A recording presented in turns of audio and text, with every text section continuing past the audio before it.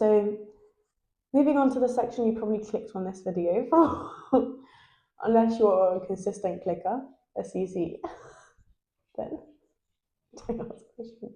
A consistent clicker, CC. Yeah, bro. It's not a thing. It's going to be a thing. Then this is what we're actually here for, isn't it? The reset framework and how to go about rebuilding those habits or forming new ones that you want to set in place, or just making it more accessible for yourself to create those automatic habits. So number one, is I might have to create a side eye compilation one day. If you stop saying such weird things, I think we should do a cringe counter every time Arena says something cringe. And then do a side eye counter. Is make it easy, because you're more likely to do something if it's easy or accessible. For example, you're more likely to make coffee if your coffee machine is right in front of you, rather than if it's packed back in your cupboard. Sorry, guys. That's such a bad example. No, it's not. Context, yesterday was my first day back on caffeine, so all I can think about is coffee. But no, it's not a bad example, because it's your coffee machine is not accessible because it's in the back of the cupboard. You're more likely to make coffee if it's right there. Well, why would you put it in the back of your cupboard? Perhaps a better example would perhaps be... you're trying to stop. Perhaps your coffee machine is there. You should stop saying that. Perhaps if you had your coffee beans in a shelf above your coffee machine rather than in a cupboard. Because why would you put a coffee machine in the back of your cupboard if you drink coffee every day? There are people out there who are very minimalist and don't like having things on their surfaces. Okay, bro, then just don't drink coffee at that point. Anyways, as you can tell, it's more of a hassle to go into the back of the cupboard, whether that is for your cupboard, whether that is for your coffee beans or your coffee machine. Could have chosen another example. Some other examples then is having your gym bag ready. You're more likely to go to the gym if you don't have to pack your gym bag, your uni bag, your coffee bean. Or like laying out your clothes the night before. A lot of people that we speak to do this. Katie, if you go back and watch last month's episode, no, it wasn't last month, 2 months ago, she mentions that to keep up with her motivation and her discipline, she lays her clothes out the night before, because that way you see it, it's easier to, you don't have to think about what you're wearing, you don't have to think about getting it out of your cupboard. Yeah, obsession with cupboards. Another way to make things more accessible is you're more likely to do it if, let's say, you plan for a slightly shorter session. No, but like, for example, a run for us is a more accessible session than going to the gym. Because they're traveling there, they're traveling back, they're yapping there. Yes. So essentially, make it easier for yourself to do things. You can drop it down in the comments below. If you have any things that you do to make your habits more accessible, please engage. When has someone ever commented below based on what we said? Number 2 is rebuilding the queue. So that means rebuilding it in the same time, the same triggers, the same routine, the same place. So keeping it consistent throughout. So, for example... That's what I said earlier, habit stacking. Yeah. Well, I didn't say it was wrong.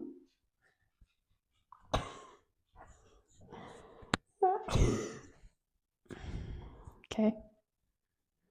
For example... Do you want to say some examples then? Yeah, for example, you could go for your run, and as you're outside already, if you need something from the shop, you can run into the shop.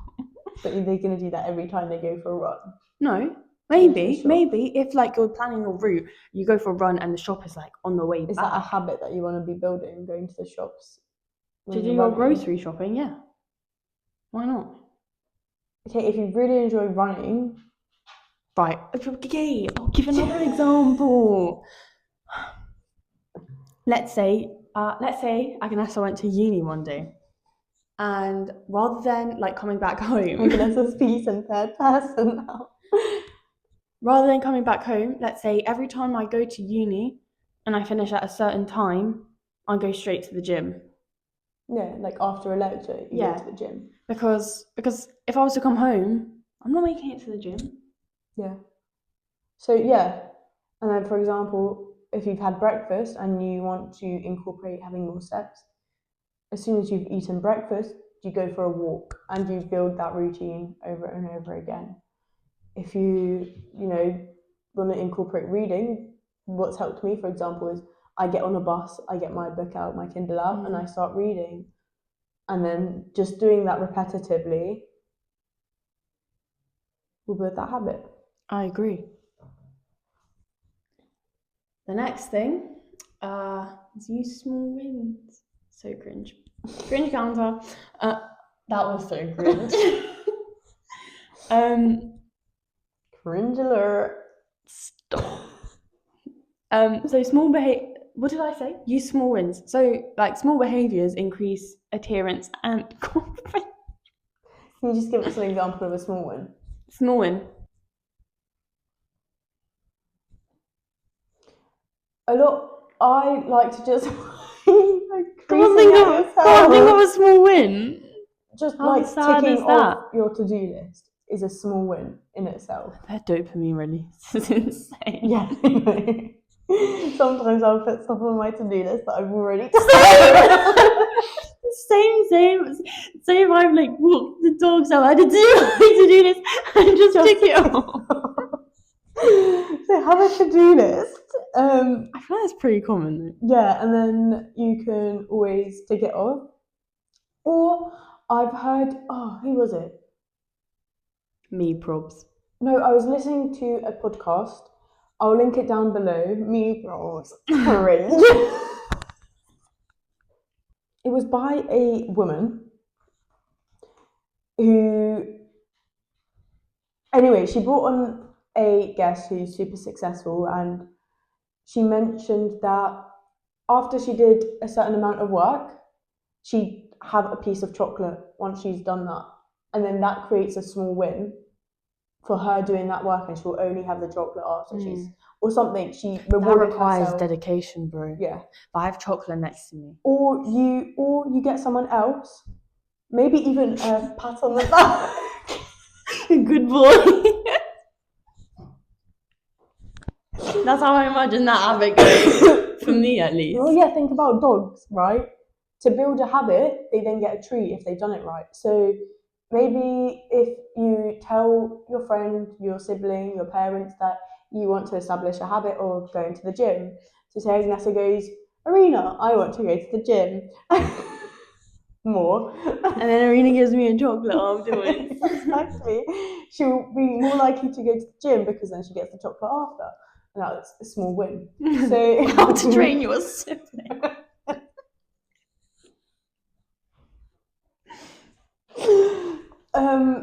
So yeah, if you want, that's also the same. If you want your sibling to do something good for you, then if they do it, so have a treat. I'll make you do my work for me, and then give you a pat on the back.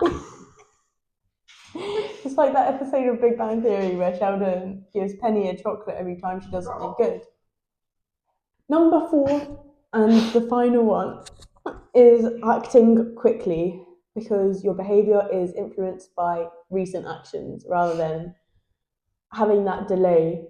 Because that will, like, for example, say let's take that chocolate example after doing work. If you do your work and then you go about your day, then you go to sleep and you're like, oh, let me have a chocolate for doing my work. You're not going to register that you're having the chocolate for your work. It's more effective if you have it straight after the actual activity. Yeah, I was going to say, how are you going to have your chocolate if you're already asleep? Oh, not when you're asleep. Yeah. It's the same thing. Like if you tell if you tell Worcester to sit and then you don't give him a treat, and then like 5 Worcester's minutes our dog, by the way. 5 minutes later you give him the treat, he's gonna be like, well, what was that for? And then he's not gonna remember, and then he's not gonna sit next time because he doesn't know. Think of establishing your habits like you'd train a dog. We should have called If the there's episode one thing- "Train Yourself Like Your Dog." If there's one thing you take Can away please cut from that out? this- Because I asked you to cut stuff out, and then I find them in a short later. if you find yourself taking one thing away from this, it's train yourself like you would your dog. Yeah, form your habits like you would train your dog. I don't know how to transition. Do you remember back in the day when we used to have like a new drink to try on the pod? Let's bring that back. Let's run that back with with Monsters and Tenzings, and Vita Coco, and We'll run that back. Yeah. Red Bulls. You know what? We'll have- Interesting thing I discovered about myself is that Monsters don't help my training, but Red Bulls, I remember when I had that Red Bull, like, yeah, the taste wasn't great, but my training was insane. Interesting. Like, I felt like really activated. I might have Like, to I was do doing my that pull-ups again. too, so maybe Red Bull does give you wings. Red Bull gives you Should we ask them for a wings. sponsorship? Sure. Have Red Bull at your comp then. Yeah, maybe I will. I need to find a good flavour though. Yeah. Do you want to go to the shop? If I do everything. Okay, so Why don't we run and then we go to the shop after that? that's what I was saying. You know, habit stacking. Okay. But it's not a productive habit if you're getting Red Bull. Yeah. No. But your setbacks that you've had, say you're coming back from a holiday, we're just going to move on. So you're coming back from a holiday, you've lost motivation, your environment is different, maybe you've moved houses, but that setback aren't interruptions. Their feedback. Thank you for finishing my sentence. So, for example, lack of motivation. Habits and creating habits actually reduce your reliance on motivation because they make the activity automatic. So if we reframe this as an opportunity to grow, is that your motivation failing shows you that you don't have a system that is effective or consistent in place yet. But that means that you have an opportunity to build a system so that you do have that motivation. Yeah.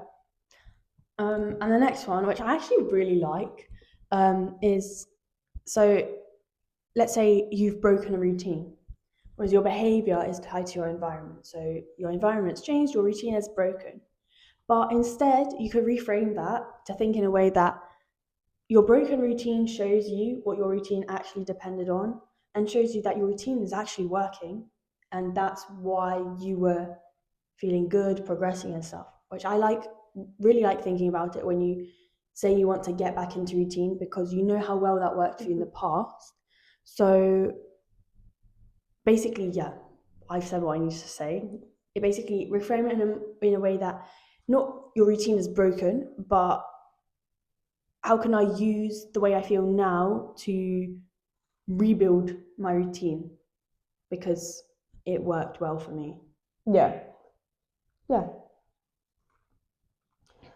The all or nothing thinking usually tends to get in the way, but habit formation is very gradual. Obviously, you need that repetition, that consistency, and it's not going to be linear. It's not going to be like it gets easier. There are going to be days where it's not as easy, but that just shows you that you don't need perfection to build a habit, to do what you want to do. You don't need the perfect context, but what you need is repetition. And if anything, repetition is way easier to achieve than perfection is, so it's easier. And the next one is inconsistency. And I hope this is pretty self-explanatory. You're inconsistent, you're not doing it as often as you should, but just reframe that maybe into thinking that inconsistency teaches you how to restart, and knowing how to restart is actually what skill you're trying to develop when you're trying to come back from falling off. Yeah. Because restarting shows that you can actually build that habit. Yeah. With plateaus, I've personally experienced a massive plateau in my training, so this is a good reframe for me to think about. Is plateaus are actually data to show you what's happening in your life. They're not failure, they actually help you gather more information about your situation, your training, your environment, what's going well, maybe why you've plateaued, if there's any factors. So it's a really good data source, so use it as such. And the next one is a lack of time.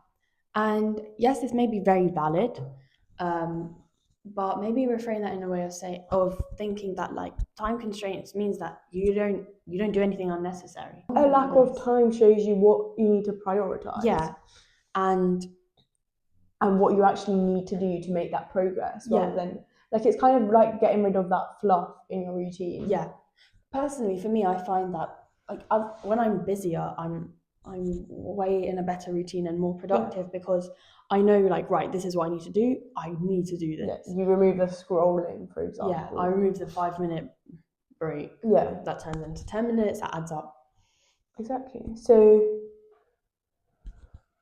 then what if setbacks are part of a system rather than a flaw? Let's reframe our whole perspective on setbacks themselves rather than what setback, like a specific setback. Yeah, I definitely don't think setbacks are a flaw because if you are set back, it means that maybe something isn't as working as efficiently in the system. So that just gives you an opportunity to reevaluate and use all those like reframing methods that we just mentioned to then make your system more efficient and Yeah, it's just collecting data on understanding what's going well, what's not, what actually triggered that habit, what triggered the works, setback. yeah, as what well. triggers the setback, what works for you, what doesn't work. But yeah, it's not a flaw. It is annoying, yes, granted, but it doesn't mean that you're failing. They're kind of inevitable in a way. Yeah, You'll also like outgrow some habits exactly. or something like that. So Yeah, and you want to take a different path at some point, so you would need that setback. You're going to have an initial resistance to that habit that you're forming anyways, but understanding it and actually understanding the setback rather than pushing past it as a failure or a flaw and dismissing it is more effective for you and for yourself in the long run than, yeah, like I said, dismissing it.